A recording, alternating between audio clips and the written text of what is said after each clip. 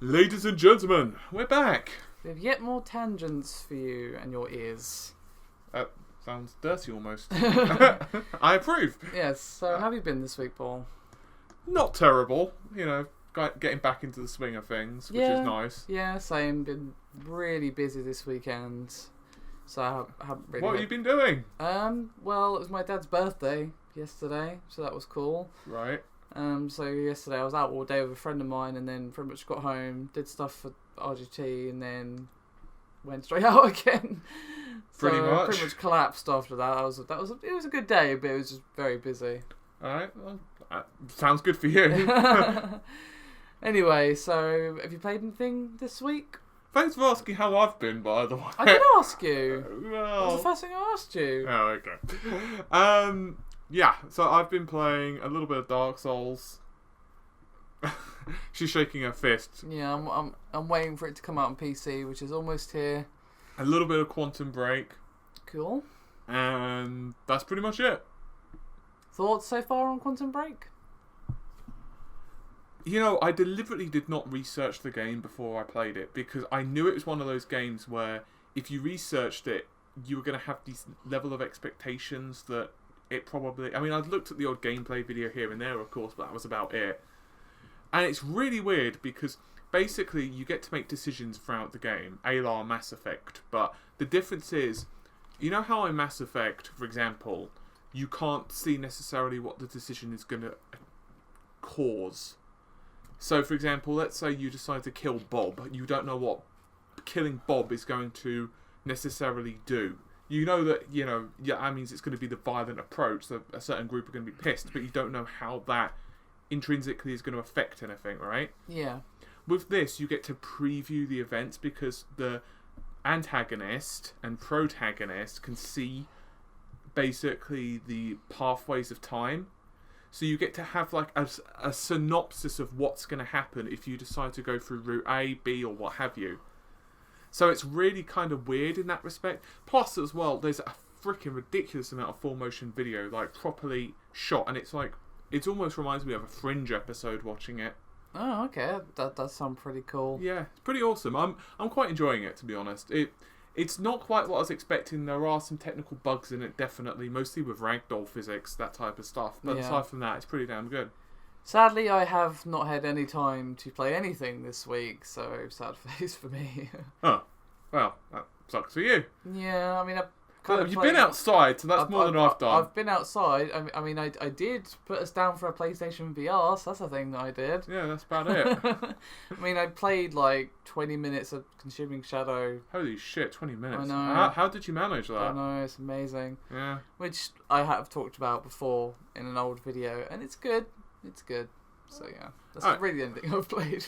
Shall we jump, Yoni? Yes, let's move on to the topics. Which one shall we begin with? Well, since we've gotten these written out already, let's go in an order, shall we? Well, we normally go a random order, so you just pick whichever one you think is the best. Alright, I'm going to do the one that I'm least interested in first. Fable Legends continues. Yeah. Do you see how that worked? Yeah. There's Microsoft showed no interest in it. Why should I? Well, there's a weird rumour, beg pardon, that basically Microsoft are sort of surveying the developers left at Lionhead to see if they're interested in continuing. Obviously, Lionhead is no more. That's the thing. That's definitely 100% true. But basically, this rumor is saying that if people do want to continue it, and from what we've heard, it's basically finished. It will be under an independent studio with Microsoft obviously publishing it and then taking the publisher cut as normal. And yeah, so basically, we might still see Fable Legends come out if this rumor's true. And if the reports are right that it's basically almost finished, it seems silly not to be honest, because it seems odd that they cancelled it when it's almost ready. It's like okay, this whole thing's gone to waste then. The issue I've got with a lot of this is 90% of the time, whenever they take a really big storyline that's like, a single player orientated title, and then they start making it where like you're one player in a big scheme, I find it doesn't work. One of the only games I can think of that actually did that fairly well was World of Warcraft, and I don't really have an interest in Fable Legends because of that. Yeah, I mean, I've not really played any of the Fable games, so I'm not like. I've played 2, I think I've played 2 and possibly 3.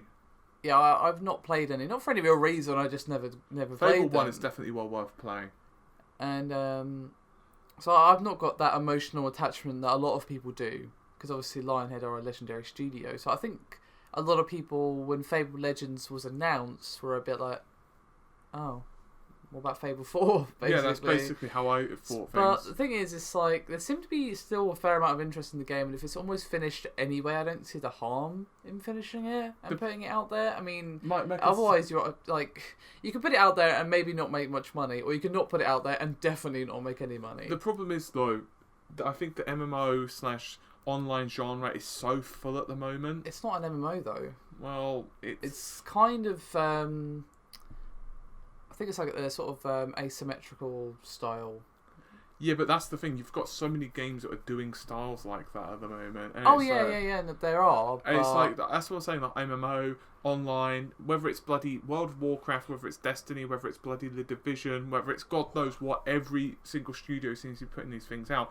It's like, look at, they've even just closed down the Legacy of Kain MMO as well. No, the Nos. Yeah, that looked terrible though. Yeah, but that's what I'm saying. Like, that's why I think. I know, but if it's almost done, then it seems silly not to. But yeah, but I guess it depends. Like, if they feel that there's actually going to be people who play it. Like, if 5 people end up playing the game. Yeah, there's 5 more people that are going to play it if they don't release it. So. Yeah, but by the time you factor in the server costs and the community manager, I mean, it depends how much work is actually left. You know, saying it's almost done doesn't really mean anything in real terms. So. No. And almost done is like a very loose say. Are we referring to almost done as in they're going to publish it, or is it almost done as in there's no bugs? Because they're 2 very different things. So yeah, that's a rumor. Whether or not it will happen, I don't know. But according to some sources, it's a thing that they're considering. Basically. Okay, shall we mosey on over to something else? Yes. You choose, because I chose the last one. We heard recently some comments, I think we discussed this last week, how Hajime Tabata basically said that they are open to the idea of Final Fantasy 15 on PC, and are fully aware that a lot of people want it on there, but they didn't want to do it at the same time as the other versions, which I said is probably for the best. But now he's made some more comments basically saying that if they do it, he doesn't want it to just be a port of the PS4 or Xbox One version. He wants it to be a full-on technical showcase that is built for PC, like completely, like in its core, which basically means that it's going to be a long time if we get Final Fantasy 15. It's rich demo graphics blocks.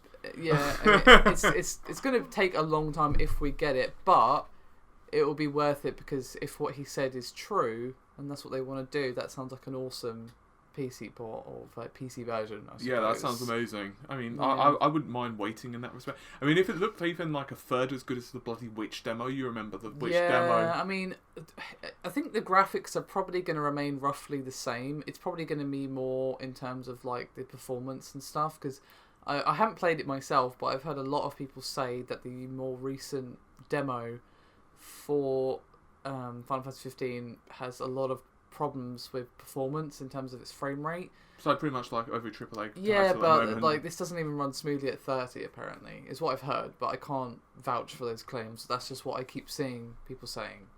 But yeah, I've not tried it either. No, I haven't tried it. Obviously we tried the old one and the frame rate was all over the place, as you probably remember. It was. Well, we did a frame rate analysis on it. Yeah, that's what I mean. Like, it was all over the place then, and that was for the old demo. And apparently it's still all over the place. Didn't they say at the time that they were working to improve the performance? Yeah, and obviously it's not out until September, so they do have time to get it finished, but they've also obviously got to get it produced and distributed and all stuff as well. So, you know, they'll probably finish development around sort of like July-ish. Yeah. Optimizations, that's what patches are for, don't worry. Yeah, day one patch. Yeah. Yeah, basically. Shall we talk about the NX using x86, which is about... I think that rumour's been floating around for some time now, to be honest. Yeah, it's just a new rumour basically saying that it's going to use x86 architecture, which is probably about right, to be honest. I mean, honestly, if they didn't, it's basically like slapping themselves in the face repeatedly, which Yeah. is basically Nintendo as general. But The thing is with Nintendo is they never seem to learn from their lessons. They very rarely ever seem to listen to anything, basically. So it's all well and good to say, yeah, it's logical to realise that, hey, x86 is the way to go, but clearly Nintendo do not always take the logical path. Well, we did hear those rumours, as you know, about AMD, supposedly producing chips for a certain manufacturer. Yeah. But of course, that's not confirmation. It's Nintendo. It could be, Bob's. It could be Bob's Computers for all we know. Okay, for all we know. It sounded like it was a contract for it's applying for a different company, a new company. But that rumor probably is Nintendo, and they're probably going to be using an x86 architecture because they probably recognise that one of the things that killed the Wii U was its complete lack of third-party support. And if they can be ported too easily from PlayStation 4 and Xbox One because of the architecture, then cool. It's kind of, and this is actually, I might as well say this now because we got a question or an email actually from I won't give his last name, but a full name, but the chap that actually emailed us called Yalaz, and he was asking, well, basically stating that with the PS4K upgrade, it's not enough, which is pretty much what we were saying on the channel. In some ways, I don't necessarily feel it's enough. But that's going to help Nintendo. But you've got Sony helping Nintendo, and in some ways, into the console market, because they might start splitting the audience. You've got Microsoft, who are, I wouldn't say moving away from the Xbox, but they're putting a lot of focus onto the PC. And then you've got Nintendo, who are obviously really trying to get back into the hearts and mind of console gamers.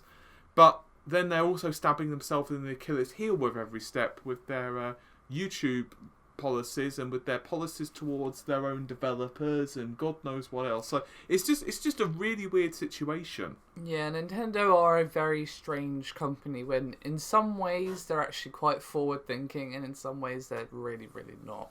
They are one of the companies where every time they do something, they have these really awesome ideas, but then they have these caveats where it's like, but anyway, yeah, so that's probably true, but of course we're probably not going to find out till E3 what the NX even is.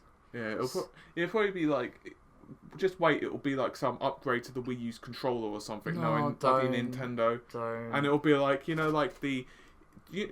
Do you want me to give you a random piece of trivia? Yes, you do. Okay. So what it is the original Wii U. You remember the original Wii with its motion controls and how really accurate they were? You remember those, right? Okay. Well, it turns out they were going to be even more accurate. Remember how they released the Wiimote Plus add-on, which increased the accuracy? That was actually going to be the accuracy of the pad all to begin with. Like, that was what they were originally going to release. But Nintendo, one of the executive meddlings they did was they said, no, that's too expensive, we don't need that extra accuracy. Well, yeah, because obviously being accurate in a game is never actually helpful. I mean, the Wii still sold gangbusters, obviously. Yeah, but its attachment rate was basically worse than, Basically, no one, I think most people use the actual gamepad thing for the Wii rather than the... Yeah, but it was the attachment rate of the Wii in terms of the number of people buying games for the system. It was so freaking low, it was ridiculous. Yeah. It's like, you had tens of millions of Wiis in the system out there, but the problem is each person only had like 2 games, and one of those was bloody Wii Sports. Yeah, I was going to say, or Wii Fit even. Yeah. Oh, gosh. Or both. And that was your games. Yeah. Alright, so do you want to discuss the pain that is Nvidia GTC? I think I summarised it best by saying that there were 2 problems with the conference. 2. One was that people expected a Pascal announcement. And yes, before anyone jumps, we got the P100, which is obviously for high-end compute servers and stuff. But, Johnny is not going to be putting that in to play Crysis 3. Second issue was that the conference went on way too long, and it felt like Jen himself had no energy. I don't know if he was tired, felt sick, what have you, but he really seemed to be struggling at points to kind of get his point across. You could tell his speech was really slurred, and he kept going off topic and on tangents and stuff, and it was obvious he just wasn't up to his normal energy. And I think the fact that they spoke about stuff which was quite cool. Like, for example, the self-driving cars. They talked about deep learning and all of the stuff. But the 2-hour and a bit conference really could have been boiled down to like a 90-minute conference.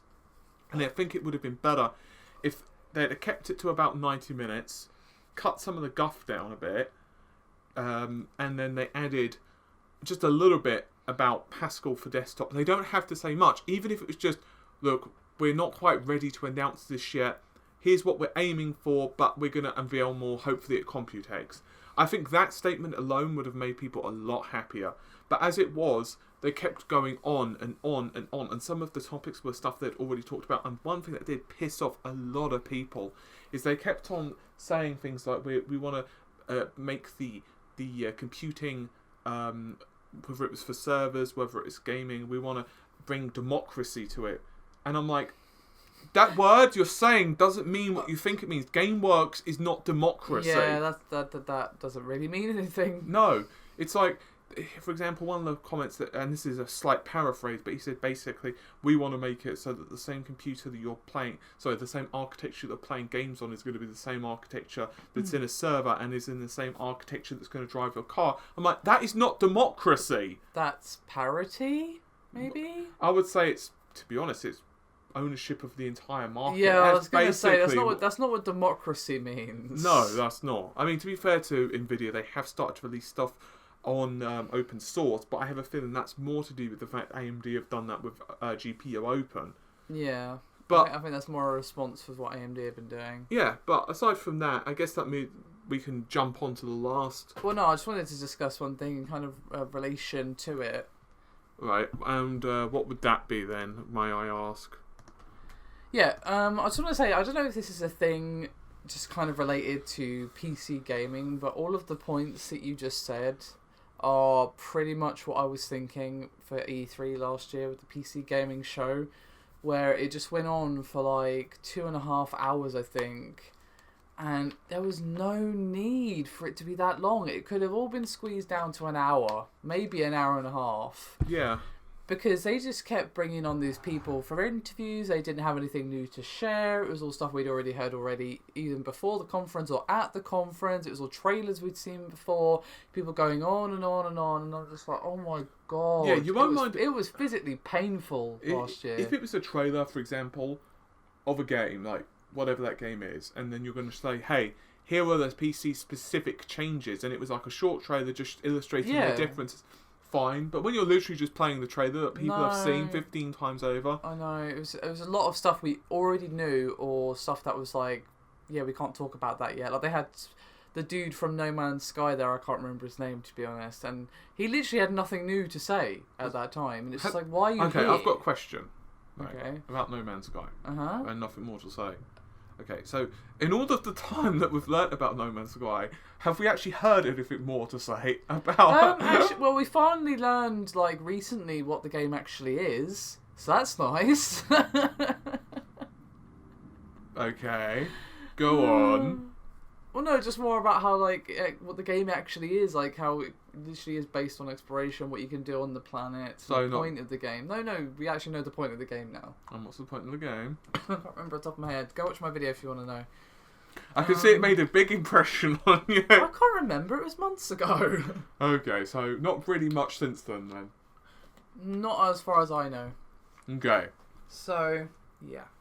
I just don't know if it's a thing inherent to PC gaming where we just kind of waffle on for ages, but oh gosh. Anyway, shall we jump on to the last one? Yeah, the last point. Yeah, next thing on the list. Which I guess is the Pascal Polaris-y thing. Yeah, so again, you're more area. Alright, well, unsurprising to no one, GTC kind of turned out to be a bust. Pascal, therefore, is most likely going to show up at Computex. Yeah. And then we've got Polaris, which is hopefully going to launch around the same time. But from what I'm reading, I think it's going to be a soft launch, which basically means that they're going to announce it, but shipping in volume is probably not going to happen for a month to 2 months afterwards. Yeah. Which is okay. I mean, honestly, I think at this point, we just want to see what the hell the cards are capable of. Because I've had a few people asking, well, should I upgrade? And I'm just like, no, there's just no point at this juncture in time. Like, why would you upgrade? even if unless you've got like a very small budget and you're like able to pick up something pretty cheap on eBay, you know, say for example, someone just recently upgraded from a 760 to a 9 to a, I don't know, or let's say for example, someone's got a 980 and they sold that card because of whatever, and you managed to pick up at an absolute steal on eBay. Fine. Or let's say, you know, your friend John is selling a 290X for really cheap. Then fine. But other than that, I wouldn't touch upgrading right now. No, I mean, with these cards perhaps coming out in the next couple of months, it seems you're better off just to wait. And even if it turns out that these cards aren't that great and you'd rather get like a 980 Ti or whatever, there's just no way that's going to be the case. Well, let's say even if it is, all you've done is you've cost yourself a couple of months. That's better than buying a new card now and then finding out that Polaris or Pascal is really awesome. Well, it will be. I mean, from what we're hearing, it's going to be quite the difference in TDP alone. I mean, for example, there was a demo shown off that was Star Wars Battlefront, and the same level of performance for the Polaris architecture was taking up just 86 watts of energy compared to 140 from Nvidia's previous generation of cards. It's going to be massive. Oh yeah, I'm not saying it's not going to be better, because it obviously is. I'm just saying it's no harm in waiting. For those of you wondering about upgrades, I would personally wait, and even if you're disappointed and you don't want the new cards, at least you didn't waste money on something. The other reason bad as well is mostly because of the fact that you've got AVR coming out, which means you're going to need every little bit of energy possible. Possible with the next generation of monitors now out, like you've got FreeSync, G-Sync, and that's only going to get better. It seems really silly to me to potentially upgrade. So for example, let's say you upgrade now, you bought a new monitor. Let's say for sake of argument, bought Nvidia, right? So you bought an Nvidia graphics card. So if you really want to get the most out of it, you probably want to buy a G-Sync monitor. Well, let's say in a year's time or 6 months' time, AMD are basically ruffle stomping it, or the Polaris is much faster than the Pascal, or what have you. It could be vice versa. Well, then you've just bought into a monitor as well. So that's why I'm always saying you might as well just wait, keep what you've got, and then do a full upgrade later. Yeah. Alright, shall we move on to the question? Which give me a second. Yeah, because we kind of went over the Yalazas, so I guess that kind of leaves us with just the one. Yeah. So we have a question from Madness1, who is the lovely individual who does the timeline for us every week. Shout outs for that, by the Yeah, way. thank you very much for that. And they said, do you think Sony will ever do another portable PlayStation? God, I hope not. Personally, I think I'd rather that than a PlayStation 4K/4.5. And then he goes on to say, I have my Vita for a few years now, and it's great. I much prefer it over the, how do I put it nicely, Tosh on smartphones. It's got a decent games library, PS1, PSP, and PS Vita, and works well as another controller and second screen for the PS4. Personally, I think the PS Vita was released at a bad time. The smartphone boom that's lulled down now, and Sony killed it by poor marketing and developing console quality experiences on a mobile device.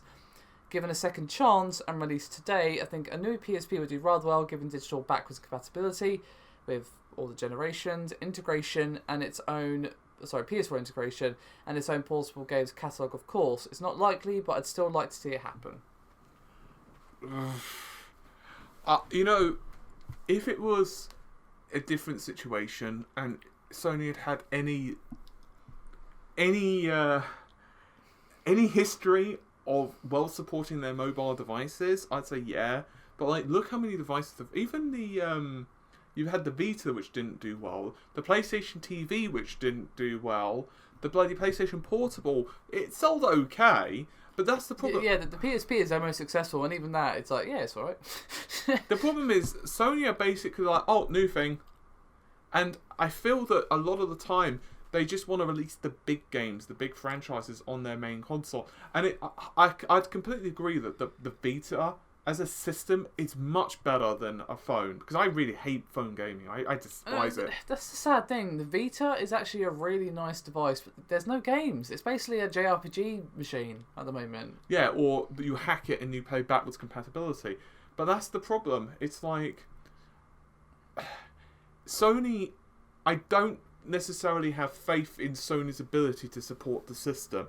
And I don't know whether that's the fact that they had problems financially back then as well. That might have hurt, because they just didn't have the revenue to really put behind the marketing and release all the AAA games at the same time. So that might have been one of the problems. But it's not that I'm saying that I would not like it to happen. But if it did happen, I'd really like them to really think about it and have a really, really compelling reason for users to buy the damn thing. In other words, for me to go out and buy a system for like £200 or whatever it would cost from Sony, they would have to tell me, okay, these are the next games that are coming out guaranteed from us over the next X, and these are the studios that we are supporting to bring games to our system. Because otherwise, nah. And I wouldn't even mind if it was an x86 based system as well, so it'd be so much easier to port games. Otherwise, Yeah, I mean, I would like to see them try, because... And give them a badge. Because obviously Nintendo basically own that space at the moment, you know, in terms of handheld gaming that isn't mobile or tablet. So I'd like to see them try just for that reason, but realistically, I don't think they're going to, simply because the thing that seems to happen is they make a handheld console and then they have a bad time. You know, it doesn't seem to go well for them, and a lot of the problem is the reasons that Madness One actually said that there wasn't the support there for it. The games on it not great, and a lot of the times you get inferior versions of the latest games from on like PS4 or whatever on the Vita.